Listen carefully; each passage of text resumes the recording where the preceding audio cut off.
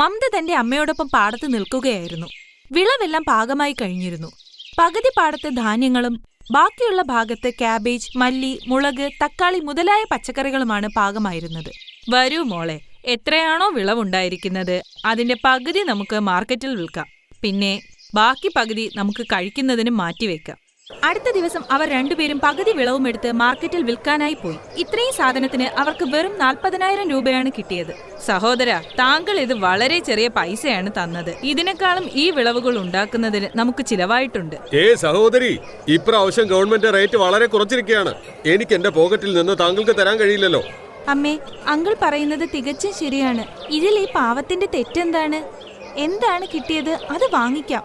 അവർ അവരുടെ വീട്ടിലേക്ക് വന്നു. അവരുടെ വീട് തികച്ചും സാധാരണ രീതിയിലുള്ളതായിരുന്നു. അടുത്ത ദിവസം രാവിലെ അവരുടെ വീട്ടിൽ കുറച്ചാളുകൾ വന്നു. സഹോദരി, താങ്കൾ വിളവുകൾ വിൽക്കാറുണ്ടെന്ന് കേട്ടു. എന്നാൽ പെട്ടെന്ന് എന്റെ മുഴുവൻ പൈസയും തന്നു തീർത്തേക്കും. അപ്പോൾ അമ്മയും മകളും പരസ്പരം നോക്കി. പിന്നെ അമ്മ 30,000 രൂപ എടുത്ത് അവർക്ക് കൊടുത്തു.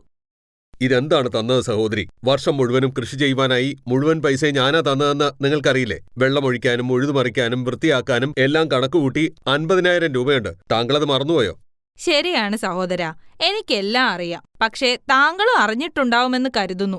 ഇത്തവണ സർക്കാർ വിളവിന്റെ റേറ്റ് വളരെ കുറച്ചു കളഞ്ഞു. എത്രയും പെട്ടെന്ന് ബാക്കി വന്ന പൈസ ഞങ്ങൾ തിരിച്ചു തരും.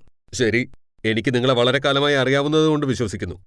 പൈസയും എടുത്ത് അവർ തിരിച്ചുപോയി. ഇവിടെ മമതയും അവളുടെ അമ്മയും 10,000 രൂപ സേവ് ചെയ്തിരുന്നു തങ്ങളുടെ ചിലവിനായി. മോളെ, ഈ കൃഷി ചെയ്തിട്ട് എന്ത് കാര്യം? എല്ലാ വർഷവും ചിലവിനായി നമ്മൾ വേറെ വഴി നോക്കേണ്ടി വരുന്നു. എത്ര പൈസയാണോ കൃഷി ചെയ്യാൻ മുടക്കുന്നത് അത്രയൊന്നും വിളവെടുക്കുമ്പോൾ നമുക്ക് കിട്ടുന്നുമില്ല. അമ്മ ടെൻഷൻ അടിക്കേണ്ട. ഇപ്പോ നമ്മുടെ കയ്യിൽ പകുതി വിളവില്ലേ? കൃഷിയല്ലാതെ പിന്നെ എന്താണ് നമ്മൾ ചെയ്യുക? ഞാൻ എന്തെങ്കിലും വഴി കണ്ടെത്താം. എന്നാൽ നമുക്കിന്ന് വൈകുന്നേരം നാൽക്കവലയിൽ പോയി പാനിപ്പൂരി കഴിക്കാം. വൈകുന്നേരം അവരിരുവരും ഗ്രാമത്തിലെ നാൽക്കവലയിൽ എത്തിച്ചേർന്നു. ഗ്രാമവാസികളെല്ലാം അവിടെ നിന്ന് പാനിപ്പൂരി കഴിക്കുന്നുണ്ടായിരുന്നു. ഈ ഗ്രാമവാസികളെല്ലാം വൈകുന്നേരം ആകുമ്പോഴേക്കും പാനിപ്പൂരി കഴിക്കാൻ വരുന്നു. നമുക്കും കൂടി കഴിക്കാം. അമ്മയും മകളും പാനിപ്പൂരി കഴിക്കുന്നു. അപ്പോൾ പെട്ടെന്ന് ചില ഗ്രാമവാസികൾ പറഞ്ഞു, എല്ലാ ദിവസവും ഈ പാനിപ്പൂരി കഴിച്ച് കഴിച്ച് നമ്മൾ ബോറടിക്കാൻ തുടങ്ങി സഹോദര. പക്ഷെ ഇതല്ലാതെ ഇവിടെ വേറൊന്നും കിട്ടുകയുമില്ല. പട്ടണത്തിൽ പോയി ഫാസ്റ്റ് ഫുഡ് കഴിക്കണമെന്ന് വെച്ചാൽ അത്രയ്ക്ക് പൈസ കയ്യിലില്ല. താങ്കൾ പറഞ്ഞത് സത്യമാണ്. വേറെ ഇവിടെ പുതിയതെന്തെങ്കിലും കിട്ടിയിരുന്നെങ്കിൽ കൊള്ളാമായിരുന്നു. താങ്കൾ പുതിയതിന്റെ വലയിലൊന്നും പോയി വീഴരുതേ. പാനിപൂരിയേക്കാളും മികച്ചതായി വേറൊന്നും ഇല്ല ഇവിടെ. അല്ല പിന്നെ. ആ ഗ്രാമവാസികളുടെ സംഭാഷണം മമത ശ്രദ്ധിച്ചു. പാനിപൂരി കഴിച്ച് അമ്മയും മകളും വീട്ടിലേക്ക് തിരിച്ചു വന്നു. അന്നേരം മമത പറഞ്ഞു, അമ്മേ, താങ്കൾ ഗ്രാമവാസികളുടെ സംസാരം കേട്ടില്ലേ? അവർക്ക് ആ നാൽക്കവലയിൽ നല്ല ഫാസ്റ്റ് ഫുഡ് കിട്ടണമെന്ന് നല്ല ആഗ്രഹമുണ്ട്. നമുക്കവിടെ ഫ്രൈഡ് റൈസ് ഉണ്ടാക്കി വിറ്റാലോ? അരി, കോളിഫ്ലവർ, ഷിംല മുളക്, കാരറ്റ് ഇതെല്ലാം നമ്മുടെ കയ്യിലുണ്ട്. ഇതൊരു നല്ല കാര്യമാണ് നീ ചിന്തിച്ചത്.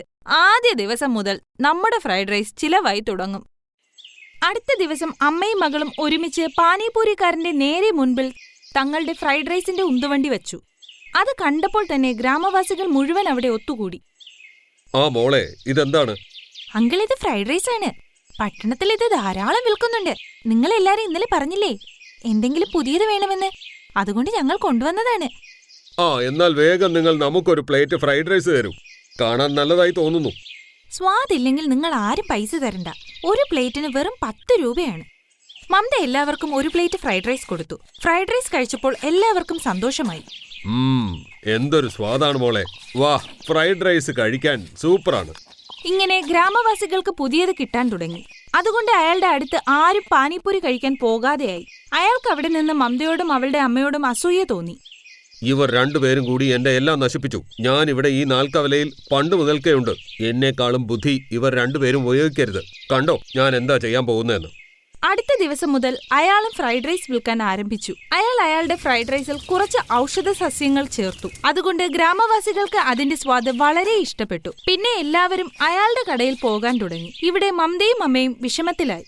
മോളെ, നമ്മുടെ കടയിൽ കുറച്ചാളുകളെ വരുന്നുള്ളൂ. അയാൾ നമ്മുടെ കച്ചവടമെല്ലാം ഇല്ലാതാക്കി. അമ്മേ, അയാൾ സ്വയം വളരെ ബുദ്ധിമാനാണെന്നാണ് വിചാരിക്കുന്നത്. പക്ഷെ ഇയാൾ വെറും ഒരു ഗ്രാമവാസിയാണ്. ഞാൻ ഇന്ന് രാത്രി യൂട്യൂബിൽ നോക്കുന്നുണ്ട്. രാത്രി മമത പ്രത്യേക രീതിയിലുള്ള കാബേജിന്റെ ഫ്രൈഡ് റൈസിനെ കുറിച്ച് കണ്ടു. ഇത് നമ്മുടെ ഗ്രാമത്തിൽ തികച്ചും പുതിയ ഒന്നാണ്. ഇതിൽ മഞ്ചൂരിയനും കാബേജും എല്ലാം ഉണ്ട്. പക്ഷേ സിസിലർ ഞാൻ എവിടെന്ന് കൊണ്ടുവരും? എന്റെ കയ്യിൽ അത്ര പൈസ ഇല്ല പട്ടണത്തിൽ പോയി സിസിലർ കൊണ്ടുവരാൻ. അടുത്ത ദിവസം അമ്മയും മകളും തങ്ങളുടെ ഉന്തുവണ്ടിക്കരികിലെത്തി. ആദ്യം അവർ മഞ്ചൂരിയൻ ഉണ്ടാക്കി. പിന്നെ അവർ ഫ്രൈഡ് റൈസും ഉണ്ടാക്കി. പിന്നെ അതിന്റെ മുകളിൽ ഫിംഗർ ചിപ്സ് ഫ്രൈ ചെയ്ത് ചേർത്തു. അയാളുടെ കടയിൽ എല്ലാവരും ഫ്രൈഡ് റൈസ് കഴിക്കുകയായിരുന്നു. ഇതെന്താണ് മോളെ ചെയ്യുന്നത്? അമ്മ വെറുതെ നോക്കിയിരുന്നു. അവൾ തവ ചുവക്കുന്നതുവരെ ചൂടാക്കി. പിന്നെ അവൾ ഫ്ലവറിന്റെ മുകളിലത്തെ ഭാഗമെടുത്ത് ചൂടായ തവയിൽ വെച്ചു. എന്നിട്ട് മഞ്ചൂരിയനും ഫിംഗർ ചിപ്സും ഫ്രൈഡ് റൈസും എന്ന് വേണ്ട എല്ലാം ഫ്ലവറിന്റെ ഇലയിൽ വെച്ചു. അതിന്റെ സുഗന്ധം എല്ലാവർക്കും ഇഷ്ടമായി. എത്ര മനമയക്കുന്ന സുഗന്ധമാണ് ഗ്രാമവാസികളെ ഈ വരുന്നത്. വരൂ സഹോദര, നമുക്ക് മമത മോളുടെ അടുത്തേക്ക് പോകാം. എല്ലാവരും മമതയുടെ കടയിൽ വന്നു. ഗ്രാമവാസികൾ അവരുടെ പുതിയ ഫുഡ് കണ്ട് ആശ്ചര്യപ്പെട്ടു. ആരും ആശ്ചര്യപ്പെടണ്ട, ഇത് ചൈനീസ് പോലെ ചൂടുള്ള ക്യാബേജിന്റെ ഫ്രൈഡ് റൈസ് ആണ്. ഇന്ത്യയിൽ ഇത് കുറച്ചാളുകളെ ഉണ്ടാക്കുന്നുള്ളൂ. അതിലൊരാൾ ഞാനാണ്. ആ ചേച്ചി, ഈ ഡിഷിനെ കുറിച്ച് ഞാൻ വീഡിയോയിലൊക്കെ കണ്ടിട്ടുണ്ട്. ഇതുവരെ കഴിച്ചിട്ടില്ല. താങ്കൾക്ക് ഇത് ഉണ്ടാക്കാൻ അറിയുമോ? മമതയുടെ കട പിന്നെയും തുറന്നു. ഗജോദർ ആ ഗ്രാമത്തിൽ നിന്ന് ഇതുവരെ പുറത്തുപോയിട്ടില്ല. അതുകൊണ്ട് സിസിലർ ഫ്രൈഡ് റൈസ് ഉണ്ടാക്കാൻ അറിയില്ലായിരുന്നു. 2-3 വർഷങ്ങൾ കഴിഞ്ഞു. മമതയ്ക്ക് പൈസയുണ്ടെന്നുള്ള ഒരു നാട്യവും ഇല്ലായിരുന്നു. ഒരു ദിവസം ഗജോദർ ബുദ്ധി ഉപയോഗിച്ചു. അയാൾ ഓടി മമതയുടെ ഉണ്ടുവണ്ടിയുടെ അടുത്തെത്തി. ഇനി എന്റെ കട നടത്താൻ പറ്റില്ല. അതുകൊണ്ട് നിങ്ങൾ എന്നെ നിങ്ങളുടെ കടയിൽ ജോലിക്ക് വയ്ക്കൂ. ശരി, നമുക്കൊരു സഹായിയുടെ ആവശ്യമുണ്ടായിരുന്നു. അങ്ങനെ ഗജോദർ അവരുടെ കടയിൽ പണിയെടുക്കാൻ തുടങ്ങി. 2 മാസത്തിനുള്ളിൽ തന്നെ അയാൾ സിസിലർ ക്യാബേജ് ഫ്രൈഡ് റൈസ് ഉണ്ടാക്കാൻ പഠിച്ചു. പിന്നെ അയാൾ മമതയുടെ ജോലി വേണ്ടാന്ന് വെച്ച് സ്വന്തം കട നടത്താൻ തുടങ്ങി. അടുത്ത ദിവസം മുതൽ അവിടെ മമതയുടെ ഉന്തുവണ്ടി വെക്കുന്നത് സ്റ്റോപ്പായി. ഇനി ഞാൻ തനിച്ച് കച്ചവടം നടത്തി അടിച്ചു പൊളിക്കും. ഞാൻ ആ അമ്മയെയും മോളെയും ഓടിച്ചു വിട്ടു. അപ്പോൾ അവിടെ കുറച്ച് ഗ്രാമവാസികൾ വരുന്നു. ഓ ഗജോദർ, നിനക്ക് ഭ്രാന്ത് പിടിച്ചോ? എനിക്ക് ഭ്രാന്തൊന്നും ഇല്ല ചേട്ടാ. എന്റെ മുമ്പിൽ ആ അമ്മയ്ക്കും മകൾക്കും പിടിച്ചു നിൽക്കാൻ പറ്റിയില്ല. ഈ മാർക്കറ്റ് വിട്ട് അവർ ഓടിപ്പോയി. ഓ ഗജോദർ, നിങ്ങൾ നമ്മുടെ കൂടെ വരും, ഒന്ന് കാണിച്ചു തരാനുണ്ട്. ഗ്രാമവാസികൾ അവനെ ഗ്രാമത്തിന്റെ പുറത്ത് മെയിൻ റോഡിൽ കൊണ്ടുപോയി. അവിടെ മമതയുടെയും അവളുടെ അമ്മയുടെയും ഒരു വലിയ റെസ്റ്റോറന്റ് ഉണ്ടായിരുന്നു. അവിടെ വലിയ വലിയ ആളുകൾ ചൂടുള്ള ക്യാബേജ് ഫ്രൈഡ് റൈസ് കഴിക്കാൻ വന്നിരുന്നു. ഗജോദർ അകത്തുപോയി അമ്മയോടും മകളോടും ക്ഷമ ചോദിച്ചു. ഞാൻ എപ്പോഴും നിങ്ങൾ രണ്ടുപേരെയും താഴ്ത്തിക്കെട്ടാനാ ശ്രമിച്ചുകൊണ്ടിരുന്നത്. നിങ്ങളിൽ നിന്ന് ഈ പണി പഠിച്ച് ഞാൻ വേറെ കട തുറന്നു. എനിക്ക് നിങ്ങളോട് അസൂയയുണ്ടായിരുന്നു. നിങ്ങൾ ഇത്ര വലിയ റെസ്റ്റോറന്റ് തുറന്നു. ഇതിൽ വലിയ ആൾക്കാരാ വരുന്നത്. ഇതൊക്കെ എന്തിനാ ഇപ്പോ പറയുന്നേ? നിങ്ങൾ എനിക്കും കൂടി ഒരു ജോലി തരൂ. ഇത്തവണ ശരിക്കും എനിക്കൊരു ജോലിയാ വേണ്ടത്. വെയിലത്ത് നിന്ന് നിന്ന് ഈ വയസ്സിന് നല്ല ബുദ്ധിമുട്ടുണ്ട്. ശരി, താങ്കൾ ഇവിടെ ജോലി ചെയ്തോളൂ. ഗജോദറും അവരുടെ റെസ്റ്റോറന്റിൽ ജോലി ചെയ്യാൻ തുടങ്ങി. പിന്നെ എല്ലാവരും സന്തോഷത്തോടെ ജീവിച്ചു.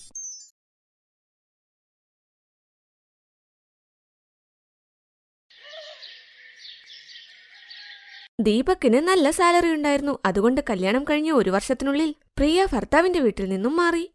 അവർക്ക് വേണ്ടി ഒരു വലിയ ഫ്ലാറ്റും വാങ്ങി. അവിടെ വലിയ 3 റൂമും വലിയ അടുക്കളയുമുണ്ട്. അങ്ങനെ തന്റെ അടുക്കള വളരെ വലുതാണെന്ന് ഒരുപാട് തവണ പ്രിയ അഹങ്കാരത്തോടെ ജ്യേഷ്ഠത്തി ജ്യോതിയോട് പറയുമായിരുന്നു. ജ്യോതി ചേച്ചി, ചേച്ചിയുടെ അടുക്കള നല്ല ക്ലീനാണല്ലോ. എപ്പോഴും വൃത്തിയുണ്ട്. എന്റേത് ഇത്ര വൃത്തിയൊന്നുമില്ല. ഇത്രയും ചെറിയ അടുക്കള ആയതുകൊണ്ടായിരിക്കുമല്ലേ ഇത്ര വൃത്തി? അങ്ങനെയൊന്നുമില്ല. എല്ലാം ശീലമാക്കി കഴിഞ്ഞാൽ ചെറിയ സ്ഥലമാണെങ്കിലും നമുക്ക് വൃത്തിയാക്കി വെക്കാൻ പറ്റും. സാധനങ്ങളൊക്കെ അടുക്കി വെക്കുന്നത് ഒരു ശീലമാക്കണം, അത്രേ ഉള്ളൂ. എന്ത് വൃത്തിയാക്കി വെക്കാൻ? എല്ലാം കൂടി ഒരിടത്ത് വെച്ചാൽ പോരെ? എന്റെ അടുക്കള വന്ന് നോക്ക്, എന്ത് വലുതാ. എന്റെ അടുക്കളയിൽ എല്ലാ തരത്തിലുള്ള ഉപകരണങ്ങളും ഉണ്ട്. ചേച്ചിയുടെ കയ്യിൽ മിക്സി മാത്രമേ ഉള്ളൂ. ഇപ്പോൾ അതുമാത്രം മതിയോ? വർഷേ, നീ എന്റെ വീട്ടിലോട്ട് വാ, അപ്പോ കാണിക്കാം എന്താണ് അടുക്കളയെന്ന്. നീ എപ്പോഴും പറയുന്നുണ്ടല്ലോ വലിയ അടുക്കള എന്ന്. സമ്മതിച്ചു. നമുക്കൊരു കാര്യം ചെയ്യാം. ഒരു ദിവസം മുഴുവൻ നിന്റെ വീട്ടിൽ വന്ന് നിൽക്കാം. അത് ശരിയാ. നാളെ ഞങ്ങൾ നിന്റെ വീട്ടിലേക്ക് വരാം. നാത്തൂനും അമ്മായിയമ്മയും പറയുന്നത് കേട്ട് പ്രിയ ഞെട്ടി. അവൾ മനസ്സിൽ ചിന്തിച്ചു, നാളെ ഇവർ വരുന്നുണ്ടെങ്കിൽ എന്റെ അടുക്കളയൊന്ന് വൃത്തിയാക്കിയിടണം. എന്റെ വലിയ ഇലക്ട്രിക് സാധനങ്ങൾ എന്തെങ്കിലും കേടായതുണ്ടെങ്കിൽ അതെടുത്ത് അടുക്കളയുടെ വെളിയിൽ കളയണം. അല്ലെങ്കിൽ എന്റെ വലിയ അടുക്കള ചീത്തയാകും. ഇവരെ വരുത്താതെ നാളെ ഇതെല്ലാം ചെയ്യാം. പക്ഷെ എങ്ങനെ? ഈ ഐഡിയ കൊള്ളാം. പ്രിയ പറഞ്ഞു നിൽക്കാനായി നല്ല കഴിവുള്ള ആളായിരുന്നു. അവൾക്കവരെ വീട്ടിലേക്ക് കൊണ്ടുപോകാൻ താല്പര്യമേ ഇല്ല. പ്രിയ ഫ്രണ്ടായ ആച്ചലിനോട് ആ സമയം കോൾ ചെയ്യാൻ പറഞ്ഞു. ആച്ചലും അപ്പോൾ തന്നെ പ്രിയയെ വിളിച്ചു. ഹലോ, നീ നാളെ ഡോക്ടറിന്റെ അപ്പോയിന്റ്മെന്റ് എടുത്തോ? അതിനൊരു ദിവസം പോയി കിട്ടില്ലേ? അത് കഴിഞ്ഞാൽ വേറെ അപ്പോയിന്റ്മെന്റ് ഇല്ലല്ലേ? എന്നാൽ ശരി, നാളത്തേക്കെടുത്തേക്ക്. ഞാൻ വർഷയും അമ്മയും മറ്റന്നാൾ വിളിക്കാം. ശരിയെന്നാ, ബായ്. അമ്മേ, നാളെ എനിക്ക് ഡോക്ടറിന്റെ അടുത്ത് പോകണം. എന്റെ കൂട്ടുകാരിയില്ലേ ആച്ചൽ, അവൾക്ക് ദില്ലിയിൽ ആരുമില്ല. അതുകൊണ്ട് നാളെ അവളുടെ കൂടെ ഡോക്ടറിന്റെ അടുത്ത് പോകാമോന്ന് ചോദിച്ചു. അവൾക്ക് തന്നെ പോകാൻ അറിയില്ലെന്ന്. കുഴപ്പമില്ല നാത്തൂനെ, ഞങ്ങൾ പിന്നെ ഒരിക്കൽ വരാം. നിങ്ങൾ മറ്റന്നാളത്തേക്ക് വാ, ഞാൻ വീട്ടിൽ കാണും. ഇല്ല, ഞാൻ ഇന്ന് തന്നെ മടങ്ങിപ്പോവുക. നാളെ അവിടേക്ക് വരാമെന്ന് വിചാരിച്ചാ ഇന്ന് നിന്നത്. ഇനി നിൽക്കണ്ടല്ലോ, മറ്റന്നാൾ വരെ നിന്ന് വരാൻ വയ്യ. ഒരു കുഴപ്പവുമില്ല, പിന്നെ എന്തെങ്കിലും വരാം. നീ വിഷമിക്കണ്ട, കൂട്ടുകാരുടെ ഒപ്പം വേണമെങ്കിൽ പൊയ്ക്കോ. പ്രിയ ഒഴിവ് കഴിവ് പറഞ്ഞു പോയി. ഭർത്തൃവീട്ടുകാരെ കാണിക്കാൻ അടുക്കളയവൾ അപ്പോൾ തന്നെ വൃത്തിയാക്കാൻ തുടങ്ങി. 1 വർഷത്തിനു മുൻപ്. പ്രിയേ, ഇന്ന് നിന്റെ ആദ്യത്തെ അടുക്കളയാ. അമ്മ ഹൽവയുണ്ടാക്കാനായി പറഞ്ഞു.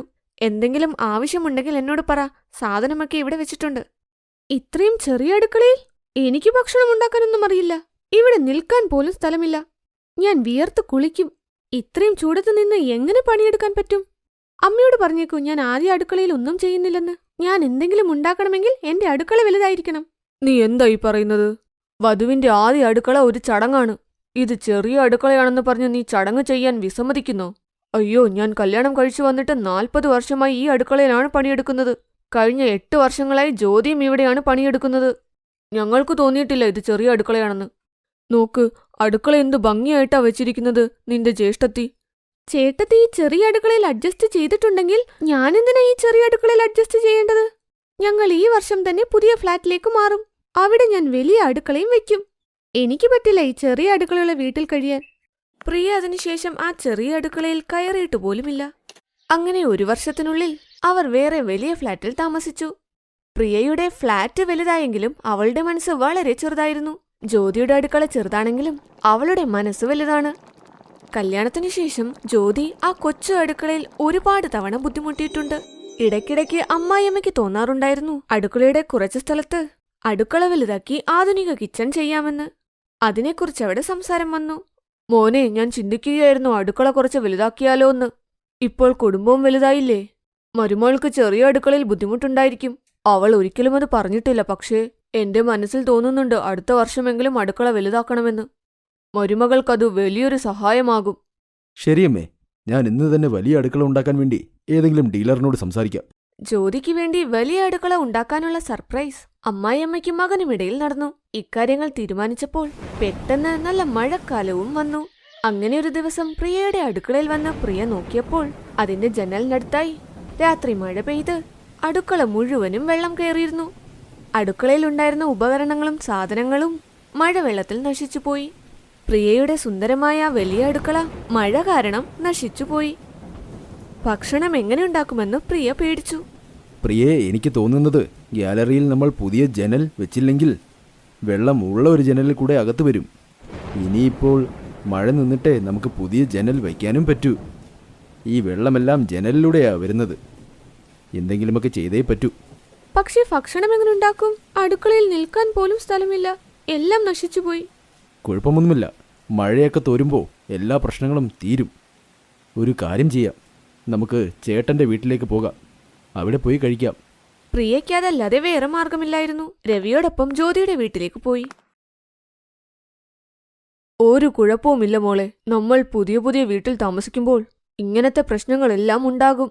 പിന്നെ മനസ്സിലാകൂ കുഴപ്പമൊന്നുമില്ലെന്ന്. ശരിയാക്കാൻ പറ്റാത്ത എന്ത് കാര്യമാ ഉള്ളത്? ജ്യോതി എല്ലാവർക്കും വേണ്ടി ഭക്ഷണമുണ്ടാക്ക്. ചേച്ചി, ഞാനും വന്ന് സഹായിക്കാം. ഇത്രയും ചെറിയ അടുക്കളയിൽ ഇപ്പോൾ എങ്ങനെയുണ്ടാക്കും? ജ്യോതി ചേച്ചി, സോറി, ഞാൻ തെറ്റ് ചെയ്തു. ഞാൻ നമ്മുടെ ബന്ധമൊന്നും ചിന്തിച്ചേയില്ല. ഇപ്പോൾ നോക്ക്, ഞങ്ങൾക്ക് പ്രോബ്ലം വന്നപ്പോൾ നിങ്ങൾ വേണ്ടി വന്നു. നമുക്കിന്ന് ഒരുമിച്ച് ഭക്ഷണം ഉണ്ടാക്കാം. ആഹാ, അത് നന്നായി. ഒരിക്കലെങ്കിലും നീ ചെറിയ അടുക്കളയിൽ ഭക്ഷണം ഉണ്ടാക്ക്. കാരണം അടുത്ത തവണ നീ ഇവിടെ പാചകം ചെയ്യുമ്പോൾ ഇത് ചെറിയ അടുക്കളയായിരിക്കില്ല. കാരണം ഞങ്ങൾ ജ്യോതിക്ക് വേണ്ടി വലിയ അടുക്കള ഉണ്ടാക്കുകയാണ്. വലിയ അടുക്കള? എനിക്ക് മനസ്സിലാകുന്നില്ല. അതേ ജ്യോതി, അമ്മയുടെ തീരുമാനമാ. അടുത്ത വർഷത്തിനുള്ളിൽ ഈ അടുക്കളയെക്കുറിച്ച് നന്നാക്കി നമുക്ക് ഇതേ അടുക്കള തന്നെ വലുതാക്കാം. ആ തീരുമാനം നന്നായി ചേട്ടാ. ചേട്ടത്തി ഇത്രയും വർഷമായി ഈ ചെറിയ അടുക്കളയിലല്ലേ ജോലി ചെയ്യുന്നത്. ചൂട് സമയം വരുമ്പോൾ നല്ല ബുദ്ധിമുട്ടായിരിക്കും. വലിയ അടുക്കള ഉണ്ടാക്കി കഴിഞ്ഞാൽ ചേട്ടത്തിക്കും അതൊരു സഹായമാകും. ജ്യോതിയുടെ മുഖത്ത് സന്തോഷം തെളിഞ്ഞു. അവൾ ഇത്രയും കാലം ആ ചെറിയ അടുക്കളയിൽ കഷ്ടപ്പെട്ടിരുന്നു. എന്നാൽ ഇന്നവളുടെ ചെറിയ അടുക്കള വലിയ അടുക്കളയായി മാറാൻ പോകുന്നു. ചിലപ്പോൾ നമ്മൾ ഒന്നും ചോദിച്ചില്ലെങ്കിലും നമുക്കുള്ളത് വരിക തന്നെ ചെയ്യും. അതുകൊണ്ടെല്ലാവരും സഹനശീലമുള്ളവരായിരിക്കണം. Thanks for watching.